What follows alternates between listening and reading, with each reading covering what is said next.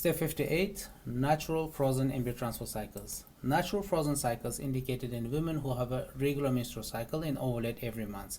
Because in this cycle, your pituitary gland and ovaries should prepare endometrial lining for implantation naturally without any medication. Normally in menstrual cycle, at the beginning of your menstrual cycle, your pituitary gland produces FSH hormone that stimulates ovaries to recruit large follicle for ovulation. Once this large follicles becomes ready for ovulation, it starts producing a lot of estradiol that sends a signal back to the pituitary saying there's a follicle which is ready for ovulation. In the response, your pituitary gland produces LH hormone, that's ovulation hormone. Then after peak of this LH hormone, 36 hours after that, you ovulate and release the egg. So that egg gets fertilized in the fallopian tube and becomes embryo. After 5 days in the blastocyst stage, it lands inside the uterus. Our job here is to monitor this peak of LH hormone, increase and decrease of estradiol hormone, and also to monitor your estradiol level, which is being produced from ovaries. Then after the ovulation, you start producing progesterone. That's called progesterone shift. In natural frozen cycles, mainly we monitor your cycle from 7 or 8 days of menstrual cycle using blood tests every other day to detect exact day of LH surge, exact day of estradiol increase and decrease, and exact day of shift of progesterone. Here we really want to time exact day for implantation or transfer of embryo.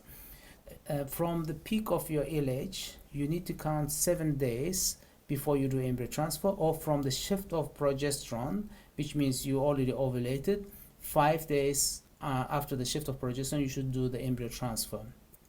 So also you will have ultrasound scan to confirm there's a large follicle ready for ovulation, and also you check endometrial lining to make sure that endometrial lining looks normal and more than 7 millimeters. So there's another variation in natural cycle called modified natural cycle. Here you don't wait for full LH surge. Once you see a large follicle, good level of estradiol hormone and endometrium more than 7 millimeters, then you can give Ovidrel or pregnal trigger, then time embryo transfer 7 days after the trigger. That's called modified natural frozen cycle. And generally you use a progesterone support. That's additional progesterone. Here main progesterone is being produced from your ovaries. Generally that's sufficient, but just to be on safe side, we give additional progesterone, which you normally start a few days before the embryo transfer. That's only medication you usually use in natural frozen cycle. Maybe if you're doing modified cycle, maybe you use a trigger, but generally you use progesterone only for a natural frozen cycle. We think that natural frozen cycle or variation of natural frozen cycles are best because nature knows best how to prepare your endometrial lining for implantation naturally using your own natural hormones.